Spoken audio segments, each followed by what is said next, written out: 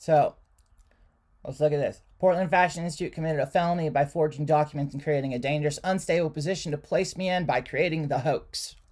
Now, since I have proved that it's a hoax, I have showed the evidence clearly. Like, I'm hoping I'm dealing with people that are watching this that are intelligent enough to know what evidence is. I'm not used to dealing with that kind of thing in my life, so like being treated like a person would be great, like if we could work together. But now let's look at how it should have gone. VA responsibilities. Now, in the case of this, false or misleading statements, I have clearly proven that false or misleading statements have been officially made from a education institution to the VA administrator. Now, according to this, it says the administrator shall not make any payments under this chapter to any person found by him to have willfully submitted any false or misleading claims. In each case where the administrator finds that an educational institution or training establishment has willfully submitted a false or misleading claim, or where a veteran with the complicity of an educational institution or training establishment has submitted such claim, he shall make a complete report of the facts of the case to the appropriate state approving agency, and where deemed advisable, to the Attorney General of the United States for appropriate action. Now, obviously, closing my case, that was the opposite of that. Now, I don't know about you, but I'm pretty sure that's called dereliction of duty. But there's more. So instead of filing a report to the Attorney General, Voc Rehab said I was unfeasible for Voc Rehab and that they were going to immediately close my case because I was become unprofessional, threatening, when I called a criminal conspiracy what it was, a criminal conspiracy.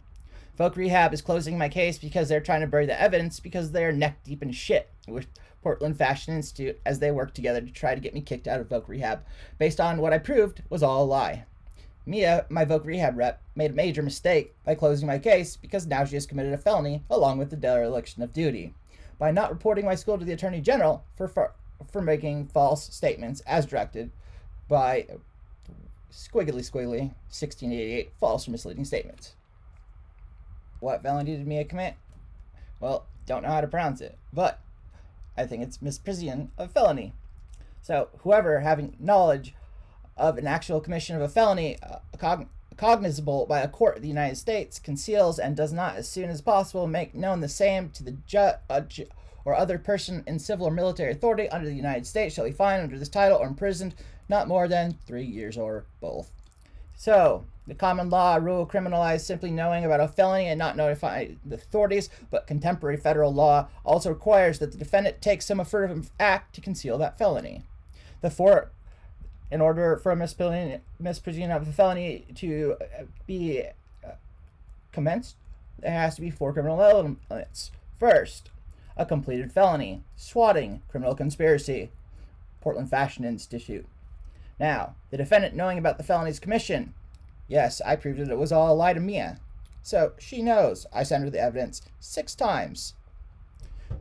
So, next, the defendant failing to notify a proper law enforcement authority and, boom, dereliction of duty, 1668, or squiggly 1668, false or misleading statements. By her closing my case, she failed to make that report, which meant the defendant failed to notify the proper law enforcement authority as required by her position within Voc Rehab according to their laws.